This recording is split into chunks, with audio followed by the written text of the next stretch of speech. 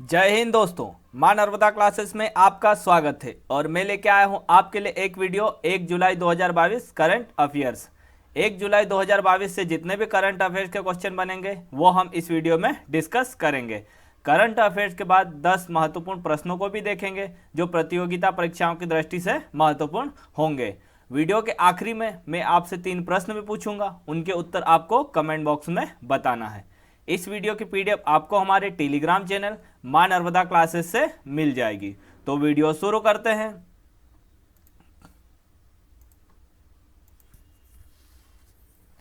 प्रश्न नंबर पहला, महाराष्ट्र के उप मुख्यमंत्री के रूप में किसने शपथ ली है? तो ये देवेंद्र फडणवीस ने। किसने ली है? देवेंद्र फडणवीस ने ली है। प्रश्न नंबर दूसरा, सीरियाई अरब गणराज्य ने पूर्वी यूक्रेन के किन 2 अलगाववादी गणराज्यों को स्वतंत्र राज्य के रूप में मान्यता दी है? तो ये डोनेट्स्क और लुहांस्क। किसको दी है? डोनेट्स्क और लुहांस्क को दी है। यह इनका नाम है लुहांस्क पीपुल्स रिपब्लिक और इसका है डोनेट्स्क पीपुल्स रिपब्लिक। इसके साथ ही सीरिया रूस के अलावा डोनेट्स्क और लुहांस्क को मान्यता देने वाला पहला देश बना है। यह सीरिया पहला देश बना है इन दोनों को मान्यता देने वाला। यह दोनों गणराज्य डोनबास क्षेत्र में है। किस क्षेत्र में है? डोनबास क्षेत्र में है। अब ये इसको सीरिया ने मान्यता दी है, तो सीरिया की राजधानी क्या है? दशमिक। सीरिया की राजधानी क्या है? दशमिक। और सीरिया के राष्ट्रपति कौन है? बशर अल असाद। सीरिया के राष्ट्रपति कौन है? बशर अल असाद। और सीरिया के प्रधानमंत्री कौन है? मोहम्मद नाजी अल ओतारी। कौन है सीरिया के प्रधानमंत्री? मोहम्मद नाजी अल ओतारी। प्रश्न नंबर तीसरा, इसरो ने किस रॉकेट को सफलतापूर्वक लॉन्च किया है? तो ये PSLV-C-53 रॉकेट। किसको? PSLV-C-53 रॉकेट को सफलतापूर्वक लॉन्च किया है। PSLV-C-53 को सतीश धवन अंतरिक्ष केंद्र के दूसरे लॉन्च पैड से लॉन्च किया है। यह प्रक्षेपण 2022 में भारत के लिए दूसरा कक्षीय प्रक्षेपण है। यह PSLV का 55वां मिशन है। कौन से नंबर का मिशन है ये? PSLV का 55वां मिशन है। PSLV-C-53 रॉकेट को 2 अन्य सहयात्री उपग्रहों के साथ DSEO उपग्रह की प्रक्रिया करने के लिए डिजाइन किया गया है। मतलब 2 अन्य सहयात्री उपग्रहों के साथ DSEO उपग्रह की प्रक्रिया करने के लिए डिजाइन किया गया है। यह रॉकेट सिंगापुर से 3 उपग्रहों को लेकर गया है। मतलब इसके साथ सिंगापुर के 3 उपग्रह भी गए हैं। उनके नाम क्या है? DSEO और दूसरे का नाम है NEUSAR और तीसरे का नाम है SCOOB1 स्कूप 1 या फिर स्कूप 1।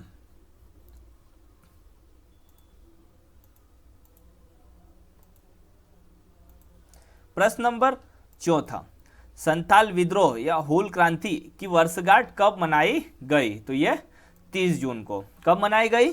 30 जून को मनाई गई। संथाल विद्रोह या हूल क्रांति 30 जून 1855 को शुरू हुआ था। कब हुआ था यह? 30 जून 1855 को। कब हुआ था? 30 जून 1855 को हुआ था। यह ईस्ट इंडिया कंपनी की शाही ताकतों के खिलाफ संथाल आदिवासियों द्वारा किया गया एक ऐतिहासिक विद्रोह था। यह 1857 के विद्रोह के 2 साल पहले शुरू हुआ था। संथाल एक आदिवासी समुदाय है जिसका निवास झारखंड, पश्चिम बंगाल, बिहार, ओडिशा में है। संथाल विद्रोह का नेतृत्व 2 भाइयों सिद्धू और कान्हू मुर्मू के साथ उनकी 2 बहनों फूलो और झानो मुर्मू ने किया था। अंग्रेजों ने 1876 में संथाल फरगना काश्तकारी अधिनियम पारित किया था। अंग्रेजों ने 1876 में संथाल फरगना काश्तकारी अधिनियम पारित किया था।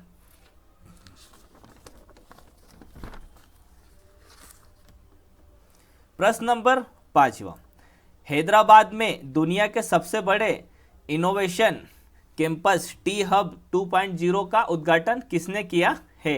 तो यह के चंद्रशेखर राव ने किया है। किसने किया है? के चंद्रशेखर राव ने। और ये कौन है? ये तेलंगाना के मुख्यमंत्री हैं। के चंद्रशेखर राव कौन है? तेलंगाना के मुख्यमंत्री हैं। अब ये हैदराबाद में किया है, हैदराबाद में किया है। हैदराबाद के राज्यपाल कौन है? डॉक्टर तमिल साई सौंदरराजन। हैदराबाद के तेलंगाना के राज्यपाल कौन है? डॉक्टर तमिल साई सौंदरराजन। तेलंगाना के राज्यपाल कौन है? डॉक्टर तमिल साई सौंदरराजन। और तेलंगाना की राजधानी क्या है? हैदराबाद। तेलंगाना की राजधानी क्या है? हैदराबाद। टी हब का दूसरा चरण, टी हब का दूसरा चरण, टी हब का यह दूसरा चरण हैदराबाद के रायदुर्ग में बनाया गया है। कहाँ बनाया गया है? हैदराबाद के रायदुर्ग में बनाया गया है। राज्य सरकार द्वारा इसमें 300 करोड़ से अधिक का निवेश किया गया है। कितने का निवेश किया गया है? 300 करोड़ से अधिक का निवेश किया गया है तेलंगाना राज्य सरकार ने। टी हब का पहला चरण 2015 में IIT हैदराबाद परिसर में लॉन्च किया। कहाँ पे लॉन्च किया? IIT हैदराबाद परिसर में लॉन्च किया। प्रश्न नंबर 6, अंतर्राष्ट्रीय क्षुद्र ग्रह दिवस कब मनाया गया है? तो ये 30 जून को। कब मनाया गया है? 30 जून को मनाया गया है। प्रश्न नंबर 7, फिलीपींस के नए राष्ट्रपति कौन बने हैं? तो ये ऑर्डिनेस मार्कोस जूनियर। कौन बने हैं? ऑर्डिनेस मार्कोस जूनियर फिलीपींस के नए राष्ट्रपति बने हैं। अब ये फिलीपींस के बने हैं, तो फिलीपींस की राजधानी क्या है? मनीला। फिलीपींस की राजधानी क्या है? मनीला। और फिलीपींस की मुद्रा कौन सी है? पेसो। फिलीपींस की मुद्रा कौन सी है? पेसो।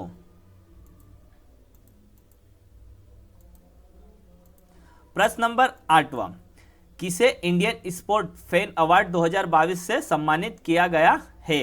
तो ये कार्तिकेय शर्मा को। किसे सम्मानित किया गया है? कार्तिकेय शर्मा को। प्रश्न नंबर 9, किस देश ने अपनी पहली कोविड-19 SkyCoV-1 के उत्पादन और बिक्री को में मंजूरी दी है? तो ये दक्षिण कोरिया ने। किसने दी है? दक्षिण कोरिया ने दी है। प्रश्न नंबर 10, अंडर 23 एशियाई कुश्ती चैंपियनशिप 2022 का आयोजन किस देश में किया गया है? तो ये किर्गिस्तान में। कहाँ किया गया है? किर्गिस्तान में। और किर्गिस्तान में भी कहाँ पे? तो किर्गिस्तान की राजधानी बिश्केक में। कहाँ पे? बिश्केक में। अब ये किर्गिस्तान में किया गया है, तो किर्गिस्तान की राजधानी क्या है? बिश्केक। किर्गिस्तान की राजधानी को क्या है? बिश्केक। और किर्गिस्तान के राष्ट्रपति कौन है? सदीर जापरोव। कौन है? सदीर जापरोव। किर्गिस्तान के राष्ट्रपति कौन है? सदीर जापरोव। इस चैंपियनशिप में भारत ने 10 गोल्ड मेडल सहित 25 मेडल जीते हैं। इस अंडर 23 एशियाई कुश्ती चैंपियनशिप 2022 में भारत ने 10 गोल्ड मेडल सहित 23 मेडल जीते हैं।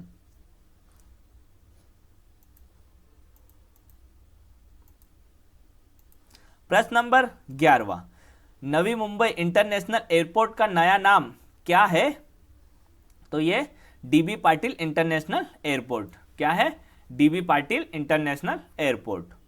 प्रश्न नंबर 12, रैंप योजना की शुरुआत किसने की है? तो ये नरेंद्र मोदी ने की है। किसने की है रैंप योजना की शुरुआत? तो हमारे प्रधानमंत्री नरेंद्र मोदी ने की है। यह योजना सूक्ष्म, लघु और मध्यम उद्यम मंत्रालय की है। किस मंत्रालय की है यह योजना? सूक्ष्म, लघु और मध्यम उद्यम मंत्रालय की है। और इस मंत्रालय के मंत्री कौन है? नारायण तातू राणे। कौन है? नारायण तातू राणे।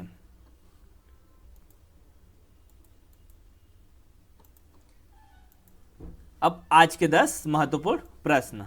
प्रश्न नंबर 1, पंडित राज जगन्नाथ किसके राज कवि थे? तो ये शाहजहां के। किसके राज कवि थे? शाहजहां के। प्रश्न नंबर 2, सिखों के दूसरे गुरु कौन थे? तो ये गुरु अंगद देव। सिखों के दूसरे गुरु कौन थे? गुरु अंगद देव। प्रश्न नंबर तीसरा, जय जवान जय किसान का नारा किसके द्वारा दिया गया था? तो ये लाल बहादुर शास्त्री के द्वारा। किसके द्वारा दिया गया था? लाल बहादुर शास्त्री के द्वारा। प्रश्न नंबर चौथा, बाज बहादुर महल कहाँ स्थित है? तो ये मांडू में। बाज बहादुर महल कहाँ स्थित है? मांडू में।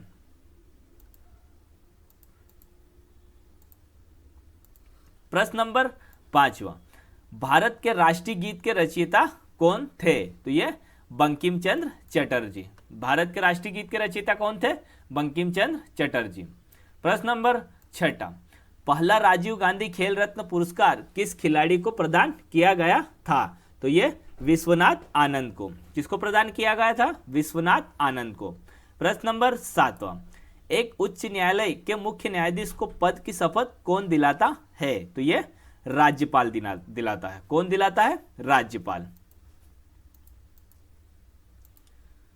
प्रश्न नंबर आठवां, भारतीय राष्ट्रीय कांग्रेस के पहले राष्ट्रपति थे? तो ये WC बनर्जी। कौन थे? WC बनर्जी। प्रश्न नंबर नौवां, पेशवा बाजीराव की समाधि कहाँ है? तो ये रावेरखेड़ी। कहाँ पे है? रावेरखेड़ी में। और रावेरखेड़ी किस जिले में आता है? खरगोन जिले में। प्रश्न नंबर 10वां, विश्व जनसंख्या दिवस प्रत्येक वर्ष किस तारीख को मनाया जाता है? तो ये 11 जुलाई को। कब मनाया जाता है? 11 जुलाई को। अब कल के प्रश्नों के उत्तर। कल का पहला प्रश्न है, निम्नलिखित में से कौन ताजे पानी की झील नहीं है? तो ये सांभर झील। कौन सी झील ताजे पानी की झील नहीं है? सांभर झील।